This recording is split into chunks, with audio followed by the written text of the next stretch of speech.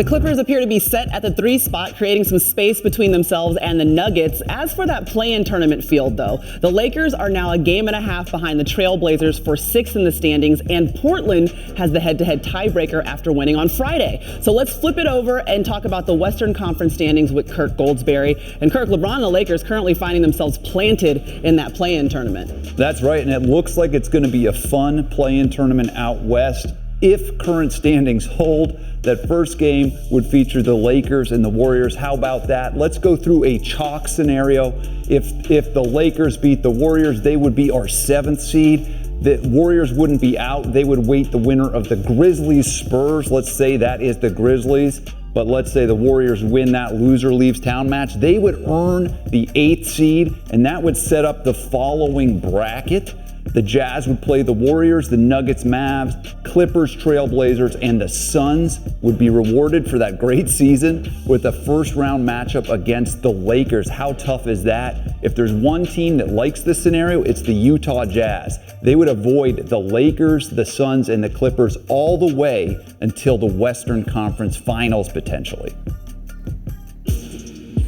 All right, appreciate it, Kirk. Listen, ESPN's VPI likes the Clippers' path to the conference finals as well. They have a 33% chance to reach that round of the playoffs for the first time in franchise history, still trying to make it there.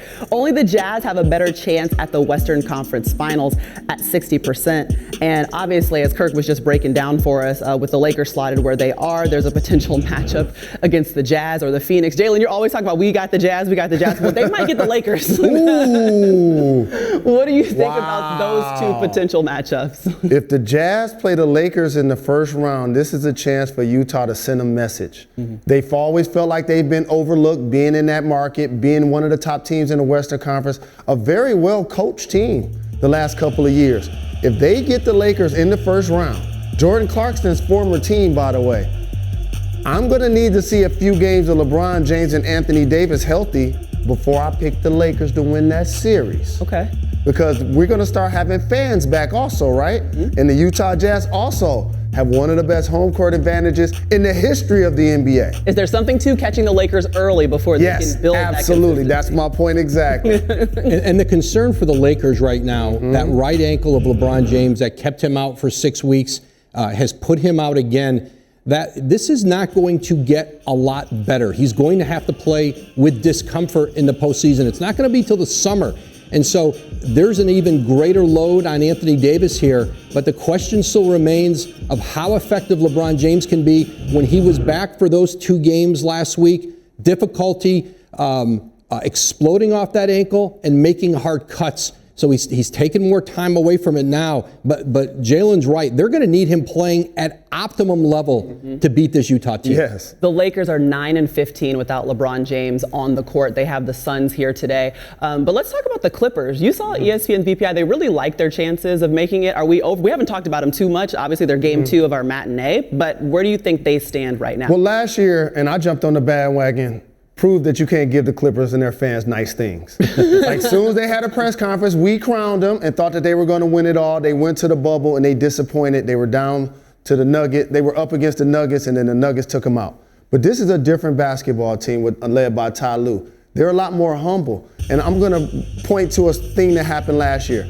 Dame Lillard missed a shot against the Clippers in the bubble. And Reggie Jackson and Paul George was teasing him about it. And full circle, Dame ended up being one of the stars of the bubble, and they ended up being one of the disappointments. So now I think that humbled them. Kawhi healthy in the playoffs with Paul George, the way he responded to flaming out in the playoffs last year. I think this Clippers team now, especially with the Lakers at the lower half of the West, are positioning themselves really well, Woj, to possibly come out of the West. Yeah, and the Clippers are such a difficult matchup for the Portland Trailblazers. Portland has trouble guarding those big forwards, Paul George, Kawhi Leonard, and those Clipper guards give the Blazers trouble. Patrick Beverley, Rajon Rondo are 2 players who can match up to that Portland strength. But this Clipper team, Rajon Rondo's impact has been tremendous on this team. They played great with him. He has brought leadership, a credibility to that group that has been really helpful for them. And you mentioned Ty Lue and the job he's done. He has coached this team hard this year. They've said less. they're in great position here to make a run in their Western Conference, and they're hopeful to get Serge Ibaka back before the end of the regular season. And you've seen the DeMarcus Cousins. Listen, defensively, he's still a liability, but he will stand in that lane and take charges. And offensively, he can still command a double team and certainly pass the ball from that position. Thanks for watching ESPN on YouTube. For live streaming sports and premium content, subscribe to ESPN+.